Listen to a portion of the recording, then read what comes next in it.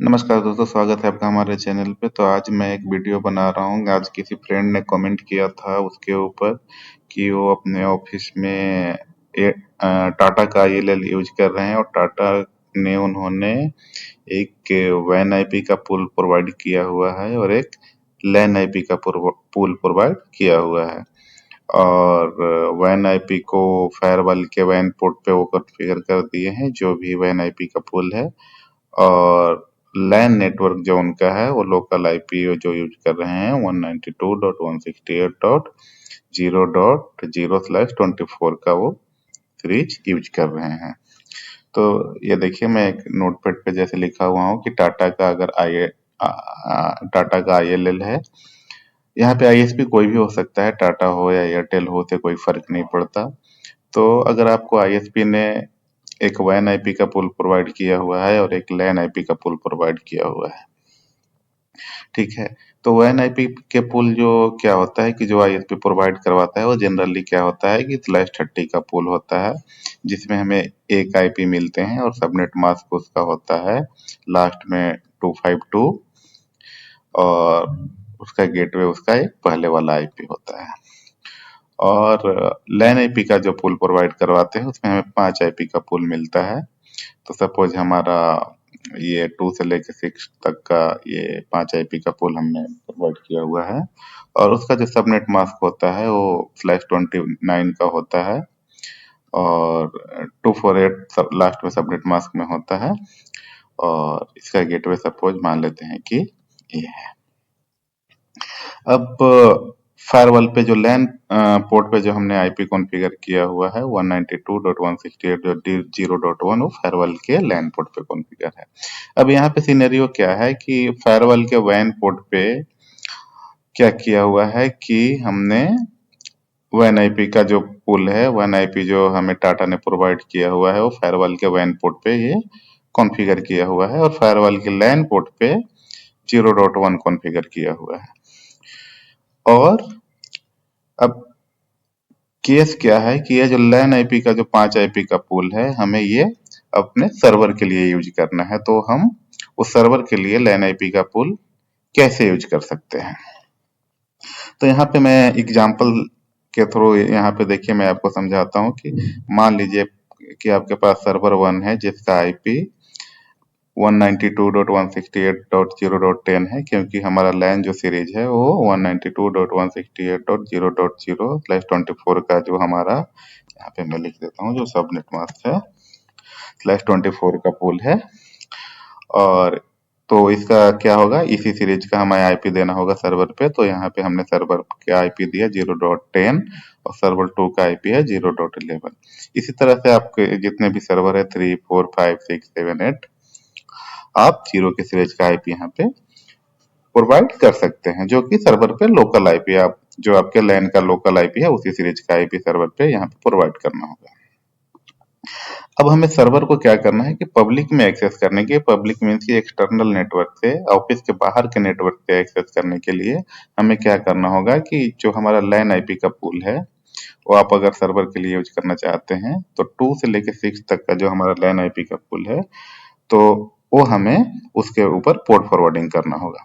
तो यहाँ पर मैं एग्जांपल लेता हूँ कि जो हमारा सर्वर 1 है उसका आईपी है 192.168.0.10 और इसके लिए जो हमें स्टैटिक आईपी जो हमें टाटा ने प्रोवाइड किया हुआ है वो मैं ए वाला आईपी यूज करता हूँ 246.2 मैं सर्वर 1 के लिए यूज करता हूँ। और इस पे जो एप्लीकेशन चल रहे हैं वो आपको एप्लीकेशन का जो भी वहाँ पे बंदा होगा, जो भी एप्लीकेशन का इंजीनियर होगा, आपको बता देगा कि वो एप्लीकेशन का पोर्ट नंबर क्या है। जैसे जनरली वेब सर्वर होता है उसका पोर्ट नंबर 80 होता है और 3389 ये हमारा रिमोट डेस्कटॉप जो कि टर्मिनल सर्वर हम रिमोट डेस्कटॉप कनेक्शन जो हम करते हैं उसका पोर्ट नंबर 3389 होता है। तो क्या पोर्ट नंबर उस एप्लीकेशन का है, उस सर्वर पे एप्लीकेशन जो भी रन हो रहा है उसका एक पोर्ट नंबर होगा, वो पोर्ट नंबर हमें बाहर से अलाउ करना होगा। इसका मतलब क्या होता है कि बाहर से मीन्स कि ऑफिस के बाहर के नेटवर्क से कोई सा भी हिट आएगा इस आईपी पे, स्टैटिक आईपी पे हिट आएगा इस पोर्ट नंबर के लिए 80 या 3389 के लिए, इस आईपी पे हिट आएगा इस पोर्ट नंबर के लिए, तो वो सीधे फॉरवर्ड कर देगा, रिडायरेक्ट कर देगा, इस पे फॉरवर्ड कर देगा। और इसी तरह से एग्जांपल मैं सर्वर 2 लेता हूं जिसका आईपी 0.1 0.11 है। उसके लिए मैंने स्टैटिक आईपी क्या यूज किया, 46.3। यहाँ पे मैं जो नेक्स्ट आईपी है इसका 46.3, क्योंकि यहाँ पे जो रेंज है 46.2 से लेके 6 तक आईपी, 5 आईपी का पूल हमें मिला हुआ है। तो मैं सर्वर 2 के लिए आईपी जो यूज करूंगा स्टैटिक आईपी वो 46.3, और इसका पोर्ट नंबर मान लीजिए कि हमारा ये 443 है और 3389 है। तो इसका मतलब क्या हुआ कि बाहर से जो भी रिक्वेस्ट आएगा इस आईपी पे, इस पोर्ट नंबर के लिए वो सीधे फॉरवर्ड कर देगा इस आईपी पे 0.11 पे। तो हम करेंगे कैसे, वो हम यहाँ पे फायरवॉल में देखते हैं। तो देखिए मैंने ये फायरवॉल में लॉगिन किया हुआ है। अब पहले हम कॉन्फ़िगर कर लेते हैं, ये वैन पोर्ट पे हम ये आईपी वैन आईपी का जो पूल है वो कॉन्फ़िगर कर लेते हैं। तो इसको मैंने कॉपी कर लिया और ये मैं आईपी कॉन्फ़िगर के लिए जाना होगा हमें नेटवर्क पे, और नेटवर्क पे जाने के बाद यहाँ पे इंटरफेस का ऑप्शन आता है। इंटरफेस के अंदर जिस भी पोर्ट पे हमारा आईएलएल का कनेक्शन लगा हुआ है उस पोर्ट को हम सेलेक्ट कर लेंगे। जैसे हम मान लेते हैं कि यहाँ पे पोर्ट 4 पे लगा हुआ है, तो पोर्ट 4 को मैंने सेलेक्ट किया, ओपन किया सेलेक्ट करके। उसके बाद मैं यहाँ पे नेटवर्क जोन आता है, इसको कर दूंगा वैन, और वैन करने के बाद ये रहेगा आईपी असाइनमेंट में स्टैटिक, और यहाँ पे जो वैन आईपी का हमें पूल का जो आईपी है वहां पे मैंने यहाँ पे दे दिया, और /30 यहाँ पे मैंने सिलेक्ट कर लिया सबनेट मास्क 252 वाला, और यहाँ पे मैं देता हूँ टाटा, और गेटवे इसका 1 है। ये मैंने सेव कर लिया और अपडेट इंटरफेस कर दिया। तो पोर्ट 4 को मैंने वैन जोन हमने क्रिएट कर दिया, पोर्ट 4 को हमने क्या किया, वैन इंटरफेस हमने बना दिया है, और वैन इंटरफेस के ऊपर हमने जो वैन आईपी का पुल था टाटा वाला वो हमने इस पे असाइन कर दिया। अब हम क्या करेंगे कि जो लैन आईपी का पुल है 2 से लेके 6 तक, वो भी हम इसी पोर्ट 4 के ऊपर, जिसको हमने अभी वैन पोर्ट बनाया, हम इसी के ऊपर कॉन्फ़िगर करेंगे। तो ये देखिए सेव हो चुका है, और ये पोर्ट 4 के ऊपर हमने ये जो आईपी कॉन्फ़िगर किया था वो कॉन्फ़िगर हो चुका है। अब हमें लैन आईपी का पुल भी इसी पोर्ट के ऊपर हम कॉन्फ़िगर कर देते हैं, पोर्ट 4 के ऊपर ही। तो उसके लिए हमें क्या करना होगा, हमें यहाँ पे देखिए ऊपर में क्या आता है, ऊपर स्क्रॉल करके जाएंगे तो यहाँ पे ऐड इंटरफेस का ऑप्शन आता है, यहाँ पे क्लिक करेंगे और यहाँ पे आता है ऐड एलियास। तो यहाँ पे ऐड एलियास करने के बाद फिजिकल इंटरफेस हमें सेलेक्ट करना है, जो कि हमारा पोर्ट 4 है, जिसको हमने वैन पोर्ट बनाया था अभी। पोर्ट 4 हमने सेलेक्ट कर लिया, और इसके ऊपर हम लैन पुल का आईपी, ए वाला आईपी 2 से लेके 6 तक का आईपी हम इस पे कॉन्फ़िगर कर लेंगे। तो मैंने किया 2, और यहाँ पे सबनेट मास्क है /29 248 वाला, और सेव किया। तो ये क्या करेगा कि पोर्ट 4 में ही एक वर्चुअल इंटरफेस और क्रिएट कर लेगा 4.0 करके, और उसके ऊपर ये लैन आईपी वाला पुल है ये असाइन कर देगा। तो ये क्या किया कि पोर्ट 4.0 एक वर्चुअल इंटरफेस क्रिएट किया, और इसके ऊपर ये आईपी एक और कॉन्फ़िगर हो चुका है। इसी तरह से दूसरा आईपी भी हम कॉन्फ़िगर कर लेंगे।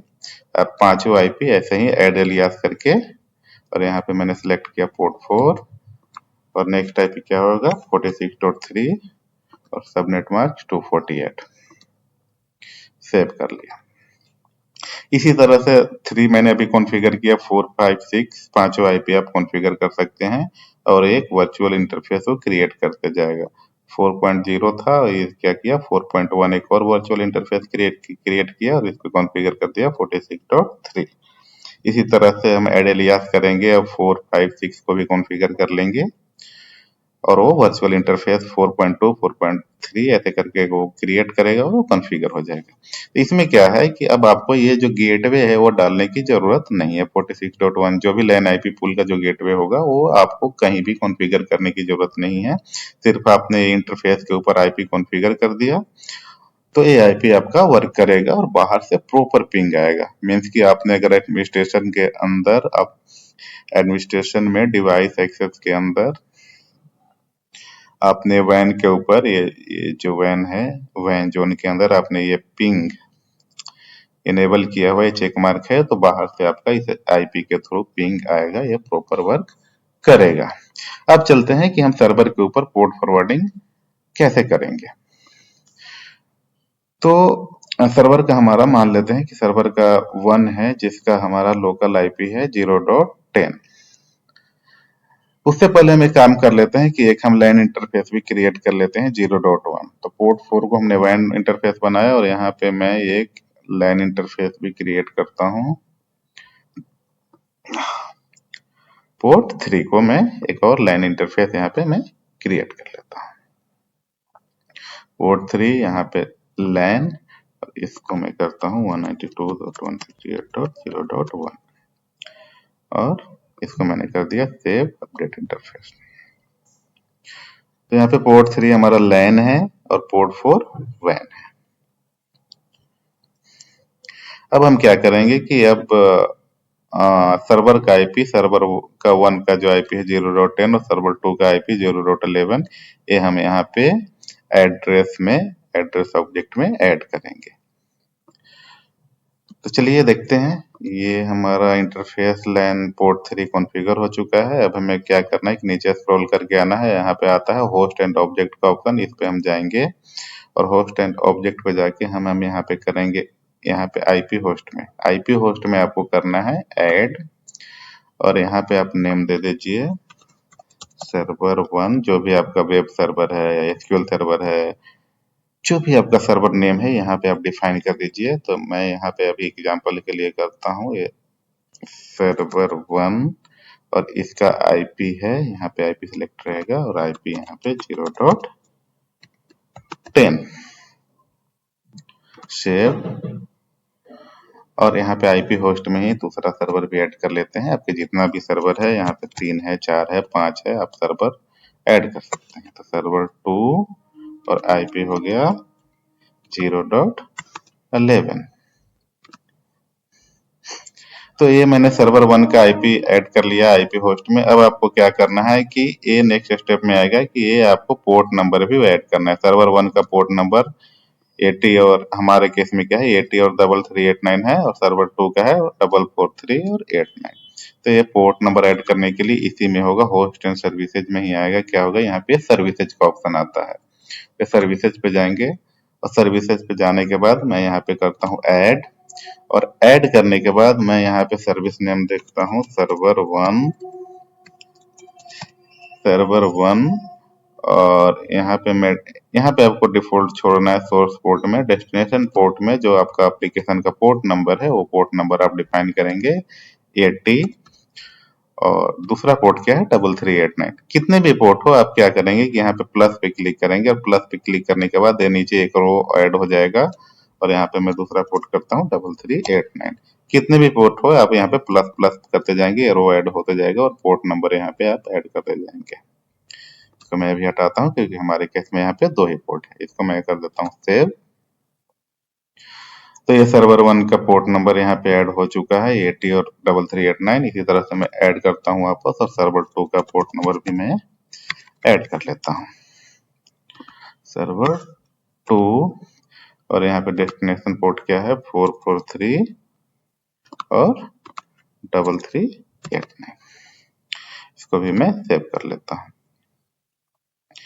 अब नेक्स्ट स्टेप क्या है कि नेक्स्ट स्टेप में हम जाएंगे फायरवॉल रूल पे, रूल एंड पॉलिसी पे।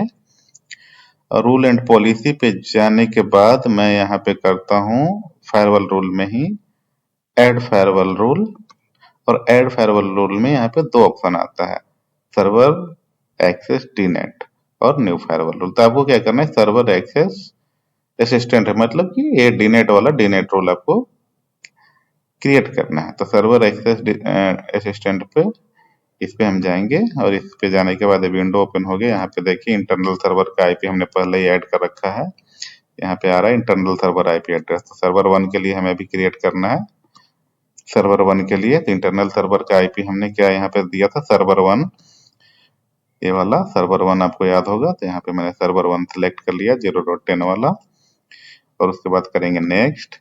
अब यहाँ पे क्या करते हैं पब्लिक आईपी आपको कौन सा मैप करना है। तो पब्लिक आईपी कौन सा था 111 24.46.2 जो कि हमने एक इंटरफेस वर्चुअल इंटरफेस पे इसको कॉन्फ़िगर किया हुआ एलियास बना के। तो यहाँ पे मैं क्लिक करता हूँ और सिलेक्ट कर लेता हूँ 2 वाला।